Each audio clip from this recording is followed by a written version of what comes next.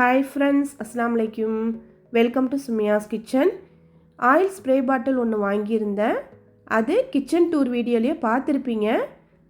1 மந்த்தாக வாங்கி யூஸ் பண்ணிக்கிட்டு இருக்கேன். ஹோம் சென்டரில் வாங்கினது. அது வாங்கலாமா வேணாமான்னு சொல்லியிருக்கேன். வீடியோவை ஸ்கிப் பண்ணாமல் ஃபுல்லாக பாருங்கள். சுமியாஸ் கிச்சனை ஃபஸ்ட் டைம் பார்க்குறீங்கன்னா லைக் பண்ணிவிட்டு சப்ஸ்கிரைப் பண்ணிடுங்க. பக்கத்தில் உள்ள பெல் ஐக்கானையும் கிளிக் பண்ணிடுங்க. அப்போ தான் நான் போடுற ஒவ்வொரு வீடியோஸுமே நோட்டிஃபிகேஷனாக வரும். கிச்சன் டிப்ஸ், க்ளீனிங் டிப்ஸ் எல்லாமே சொல்லியிருக்கேன். வீடியோவை ஃபுல்லாக பாருங்கள். ஆயில் ஸ்ப்ரே பாட்டில் கிளாஸில் தான் வருது. ஹோம் சென்டரில் வாங்கியிருந்தேன். இந்த மாதிரி ஸ்ப்ரே பண்ணணும். உங்களுக்கு ஸ்ப்ரே பண்ணி எப்படி இருக்குன்னு காமிக்கிறேன். ஆயில் கொஞ்சமாக யூஸ் பண்ணுறவங்களுக்கு ரொம்ப யூஸ்ஃபுல்லாக இருக்கும். இந்த மாதிரி ஸ்ப்ரே பண்ணிக்கணும். ஆயில் ஸ்பூனில் எடுத்து ஊற்றுறப்போ நிறைய செலவாகும். இந்த மாதிரி யூஸ் பண்ணுறப்போ ஆயில் கம்மியாக தான் செலவாகும். ஏர் ஃப்ரையர்லாம் வச்சுருக்கவங்களுக்கு ரொம்ப யூஸ்ஃபுல்லாக இருக்கும். ஏர் ஃப்ரையரில் ரெடிமேட் பூரி ரெடி பண்ணுறதுக்கு பூரி மேலே லைட்டாக ஸ்ப்ரே பண்ணியிருக்கேன் பாருங்கள். ஸ்ப்ரே பண்ணினாவே போதும், ரொம்ப ஆயிலே தேவைப்படாது. சிக்கனு, ஃபிஷ்ஷெலாம் ட்ரை பண்ணிங்கன்னா லைட்டாக ஸ்ப்ரே பண்ணால் போதும். கொஞ்சம் கூட கீழேயும் சிந்தாது, தாராளமாக வாங்கலாம். வீட்டில் தோசை மாவு புளிச்சு போய் கீழே ஊற்றுற மாதிரி இருக்கும். அந்த புளிச்ச மாவை எப்படிலாம் யூஸ் பண்ணலான்னு பார்க்கலாம். வாஷ் பேஷன் க்ளீன் பண்ணுறதுக்கு சூப்பராக யூஸ் பண்ணிக்கலாம். வேறு எந்த லிக்விடுமே தேவையில்லை. இந்த மாதிரி ட்ரை பண்ணி பாருங்கள். மாவை எடுத்து கொஞ்சமாக போட்டு ஃபுல்லாக எல்லா இடத்துலையும் தேய்ச்சி விட்டுறணும். எண்ணெய் பிசுக்கெலாம் இருந்தாவே சூப்பராக க்ளீன் ஆகிடும். ட்ரை பண்ணி பாருங்கள். வாஷ் பேஷன் ஃபுல்லாக எல்லா இடத்துலையுமே வேறு எந்த லிக்விடும் போடாமல் தேய்ச்சி விட்டுறணும். ஃபுல்லாக தேய்ச்சிட்டு க்ளீன் பண்ணிவிட்டு காமிக்கிறேன் பாருங்கள். உங்களுக்கே டிஃப்ரென்ஸ் தெரியும். நம்ம சேனலில் நிறையா ரிவ்யூ வீடியோவும் இருக்குது. நான் வாங்கினதை உங்களுக்கு ரிவ்யூ பண்ணி காமிக்கிறேன், அவ்வளோதான். எவ்வளோ க்ளீனாக இருக்குன்னு பாருங்கள். அடுப்பில் லைட்டாக கரெல்லாம் இருக்கும், எண்ணெய் பிசுக்கு இருக்கும். தோசை மாவு கொஞ்சமாக எடுத்து போட்டுட்டு நல்லா தேய்ச்சி விடணும், அவ்வளோதான். தோசை மாவு புளிச்சு போய் தூக்கி ஊற்றாமல் இந்த மாதிரி ட்ரை பண்ணி பாருங்கள். தோசை மாவு ரெடி பண்ணுறப்போ உப்பு போட்டு ரெடி பண்ணி வச்சது தான். அது கீழே ஊற்றுற மாதிரி ரொம்ப புளிச்சு போச்சு. அதை இந்த மாதிரி யூஸ் பண்ணிக்கலாம். அடுப்பில் இந்த மாதிரி கரெல்லாம் இருக்கிற இடத்துல கொஞ்சம் நேரம் தேய்ச்சி வச்சுட்டு அதுக்கப்புறம் லைட்டாக தேய்ச்சி விட்டால் போதும். ஃபுல்லாக எல்லாமே க்ளீன் ஆகிடும். ட்ரை பண்ணி பாருங்கள். லைட்டாக ப்ரெஷ்ஷை வச்சு தேய்ச்சிட்டு அதுக்கப்புறம் ஸ்பாஞ்சை வச்சு தேய்ச்சிக்கிட்டு இருக்கேன். அடுப்பு ஃபுல்லாகவே இந்த மாதிரி தேய்ச்சி விட்டுக்கலாம். எந்த இடத்துல கரை, எண்ணெய் பிசுக்கு எதுவும் இருந்தாலுமே போயிடும். கண்டிப்பாக இந்த டிப்ஸ் உங்களுக்கு பிடிக்கும்னு நினைக்கிறேன். கண்டிப்பாக ட்ரை பண்ணி பாருங்கள். உங்களுக்கு கிளியராக தெரியணும்னு சொல்லிட்டு தான் நான் ஃபுல்லாக காமிக்கிறேன் க்ளீன் பண்ணுறத. எவ்வளோ கரையாக இருந்துச்சு போயிடுச்சு பாருங்கள்.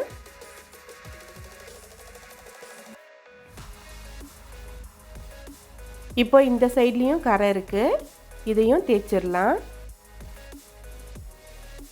நான் வேறு எந்த லிக்விடுமே ஆட் பண்ணல. தோசை மாவை வச்சு ஃபுல்லாக எல்லா இடத்துலையும் தேய்ச்சி விட்டுட்டு தொடச்சி எடுக்கிறேன், அவ்வளோதான். எவ்வளோ பளிச்சுன்னு ஆயிடுச்சுன்னு பாருங்கள்.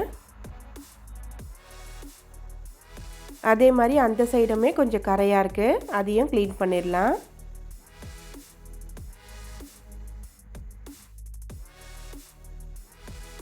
இந்த சைடு 2 சைடுமே நல்லா கரையாக தான் இருக்குது. சூப்பராக க்ளீன் ஆகிடுச்சு பாருங்கள். ட்ரை பண்ணி பாருங்கள்.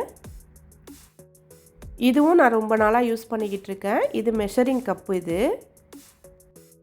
இஞ்சி பூண்டுலாம் உரிக்கக்குள்ளே ரெண்டுமே ஒரே அளவு எடுத்துக்குவேன். அப்போ இதில் வச்சு தான் நான் மெஷர் பண்ணிக்குவேன். மாவு, பால் எதுவாக இருந்தாலுமே இதில் மெஷர் பண்ணிக்கலாம். கிராம்லேயும் கொடுத்துருக்காங்க, மில்லி லிட்டர்லேயும் கொடுத்துருக்காங்க. அதில் வரும் ஆன் ஆஃப் பட்டன், அதுதான். மெஷரிங் கப்பில் பூண்டை சேர்த்துட்டு காமிக்கிறேன் பாருங்கள். இது நல்லா ஹேண்டியாக இருக்கும். மெஷரிங் கப்பில் சூப்பராக மெஷர் பண்ணிக்கலாம். உங்களுக்கு தெரியுதான்னு பாருங்கள்.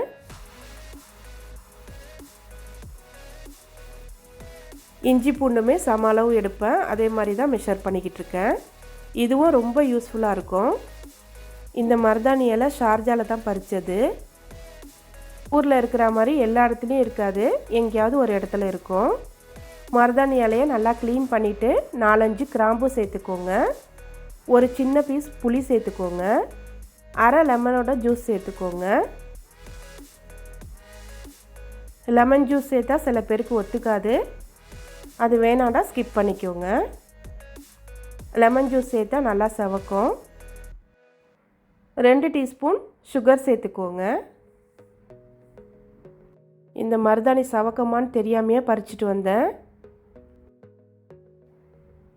இதை ஃபுல்லாக தண்ணி ஊற்றாமல் அரைச்சிடணும். அரைச்சிட்டு கொஞ்சமாக தண்ணி சேர்த்துக்கோங்க, நிறையா தண்ணி சேர்த்துடக்கூடாது. மருதாணியை நல்லா அரைச்சாச்சு. கையில் வச்சுருக்கேன் பாருங்கள், நல்லா சூப்பராக சவந்து வந்துச்சு. நீங்களும் ட்ரை பண்ணி பாருங்கள் இந்த மாதிரி அரைச்சி. நடக்கல்ல வாங்கி தோல் உரிக்கிறதுக்கு அவ்வளோ கஷ்டமாக இருக்கும். ரொம்ப ஈஸியாக தோலை உரிச்சிடலாம். இந்த மாதிரி ஒரு துணி எடுத்துகிட்டு அதில் கடலையை கொட்டிக்கணும். இந்த மாதிரி ஒரு சைடு கையிலையே இப்படி பிடிச்சிட்டு இந்த மாதிரி தேய்ச்சி விடணும். இந்த மாதிரி ட்ரை பண்ணி பாருங்கள். கடலை தனியாகவும் தோல் தனியாகவும் வந்துடும். ரொம்ப சுலபமாக கடலையை உரிச்சிடலாம்.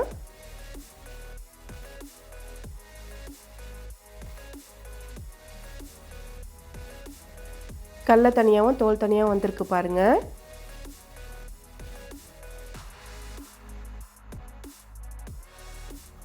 இப்போ தோல் தனியாகவும் கடலை தனியாகவும் எடுக்கிறதுக்கு இந்த மாதிரி வடி எடுத்துக்கோங்க. கடலையை கொட்டி சலிச்சு விட்டுக்கணும். ஃபுல்லாக எல்லா கடலையும் சலிச்சிட்டு காமிக்கிறேன் பாருங்கள்.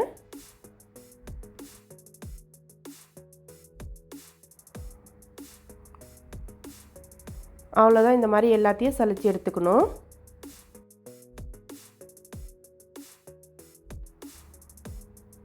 கடலை தனியாகவும் தோல் தனியாகவும் வந்துருச்சு. கொஞ்சம் கொஞ்சமாக போட்டு கடலையை சலிச்சு எடுத்துக்கோங்க.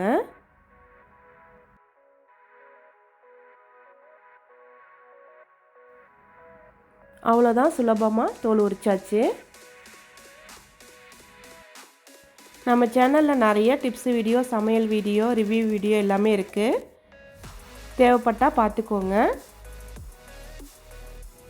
கடலை சூப்பராக தோல் உரித்து ரெடி ஆயிடுச்சு. நான் சொன்ன டிப்ஸ் எல்லாமே உங்களுக்கு பிடிச்சிருக்கோன்னு நினைக்கிறேன். பிடிச்சிருந்தா சுமையாஸ் கிச்சனை சப்ஸ்கிரைப் பண்ணிக்கோங்க, ஷேர் பண்ணிக்கோங்க, கமெண்ட் பண்ணிக்கோங்க. தேங்க்ஸ் ஃபார் வாட்சிங்.